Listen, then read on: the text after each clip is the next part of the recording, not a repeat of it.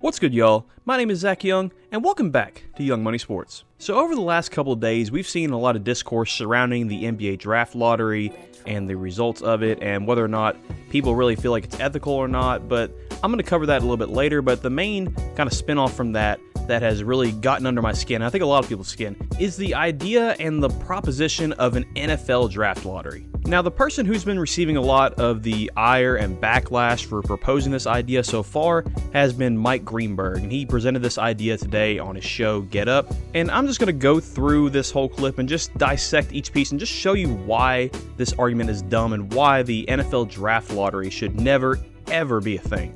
I would like right now to pitch what I believe might be the highest rated show in the history of sports television. Here it is, a TV special where the NFL announces its draft order live. Imagine that. Or even better, you don't have to imagine it. The NBA just did it this week, and they've done it every year since 1985. Football needs a draft lottery. It would be great for the league. It would be great for the fans. Literally everyone would watch it. Imagine the 18 teams that missed the playoffs and all of the fans gathered around televisions, waiting for the ping pong balls to do their thing and the envelopes to be opened, and Arch Manning is playing the role of Cooper Flagg. The ratings would be ridiculous. All right, so right off the bat, he loses me just right away because he immediately brings up the ideas of something that's going to be high rated and going to bring a lot of drama and TV ratings. I'm a regular guy, and most people that are watching this, both his show and this video, are regular people. They do not care about TV ratings or drama. They just, it's not a thing that normal people are going to care about. It's just a thing that affects the league and the bottom line. So already you're losing me there. I also personally don't agree with the idea that this is going to be like a fun thing for everyone to watch, especially for those teams that are supposed to get the high draft picks, because as someone who's been in that position, my team, the Sharks, we have been in a spot the last couple of years where we are supposed to get a top draft pick, and I can tell you from firsthand experience, it is one of the most stressful things as a fan of a terrible team to sit there and hope that your team gets the pick they were projected to get or even a better one. But it's also very heartbreaking to have an entire shitty season that was supposed to have this silver lining of at least getting a good top pick just be completely thrown away because you get screwed over by the ping pong balls. The thing about the lottery is it's a good idea. Tanking is a scourge. It is the worst thing in sports. Losing should never be incentivized. The NFL has always strived for parity. It's a great idea. It has served them well. But the trouble is, as their season has gotten longer, the bottom is starting to fall out of that a little. Last year, 10 teams won less than 30% of their games. That was the most ever. 6 of those teams won less than 25%. That's the most since 1926. Teams are throwing in the towel. That's exacerbated by the 17th game. Soon there's going to be an 18th, and I'm all for that. But this problem will only get worse. So he brings up this whole idea that, the draft lottery is supposed to be anti-tanking and how tanking is just the worst thing in the world. And on one hand, I do agree. Tanking, in principle, is a bad thing. But I think there is a difference between deliberately tanking and blowing everything up and rebuilding because you understand that your franchise is not going in a good direction. Look at the top 5 worst teams in the NFL, the teams that picked in the top 5 in this year's draft. Did anybody that watched those team games think that they were tanking or that they were just horrible?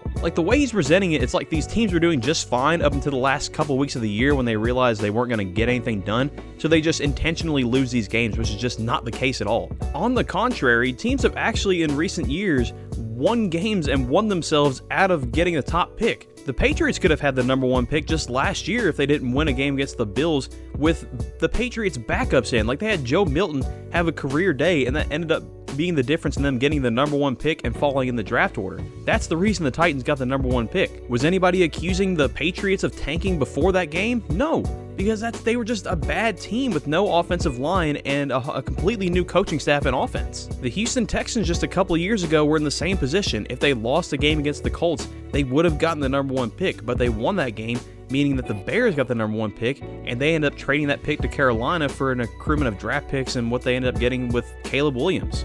I don't remember any accusations of tanking towards the Bears or the Texans that year. The point is that football players and coaches don't want to lose games. They don't go into games just hoping that they lose at the end of the day. Of course, that drive to win could go down just a little bit near the end of the year when everything is lost and you're just playing the season out. But I don't think that even in those games, they're still going in trying to lose. There are guys on these teams that are trying to earn new contracts, protect their jobs.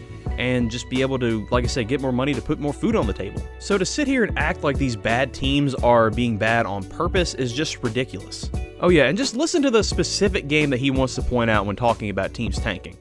For example, this past year, the Browns fielded a roster so non-competitive in Week 18, they were 20.5-point underdogs to Baltimore, and the Ravens covered.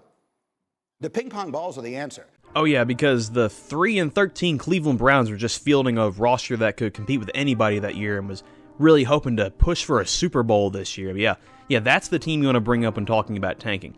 I guarantee you if the Browns fielded their most healthy roster, they still would have lost to the Ravens. Maybe not by 25 points like you point out, but they still would have lost that game. Here's the less shocking and more likely conclusion.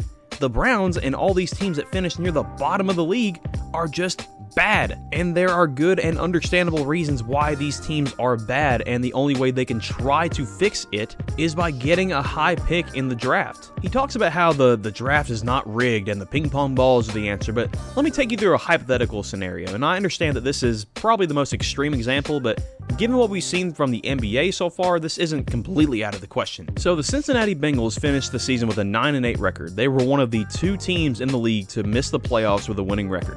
They had one of the best offenses in the league, had great performances from Joe Burrow and T. Higgins and Jamar Chase. Like I said, great offense, just a horrible, horrible defense. And that ended up being their downfall and the reason that they ended up missing the playoffs. So imagine that instead of getting pick 17, because of that's what their record was, they end up going all the way, winning the draft lottery and getting the number 1 overall pick. And they use that pick to either get Travis Hunter or Abdul Carter, or they use that pick to trade for futures or a player that can help them right now. How does that help this whole parity thing that you want to bring up? You want to bring up that, oh, this helps out with anti-tanking and parity.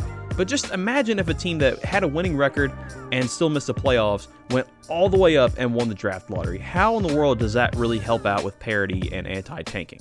All that ends up happening is that the teams that were actually bad and had many reasons to be bad get screwed over, while a team that just had one side of the ball be bad, but still, it's still a playoff team on paper, just lucks out and gets a top prospect. It's utterly ridiculous, and it just goes against everything this guy is talking about. This all is just a very, very, very dumb proposition that I hope never catches any momentum, never gets really brought up to be a serious thing, because if it does, it's gonna bring up a lot more problems than if they just keep the regular format. And I honestly think that the NFL format should be what all these other leagues go to. Because if you have that format for things like the NBA, you don't have a situation where a team that was in a position to make the playoffs still gets the number 1 overall pick and lands a potentially generational prospect over small market teams who actually were horrible but get hoed and get to pick 4, 5, 6, and 7. Just in recent times, I have really grown to hate the lottery format because,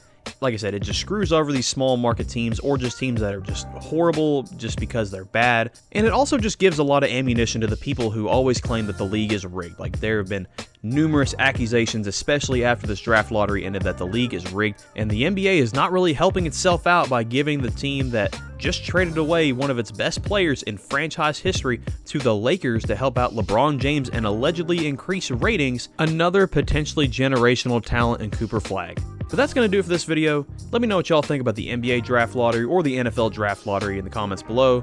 Like and subscribe if you enjoyed. Thanks for watching, and I'll catch y'all later.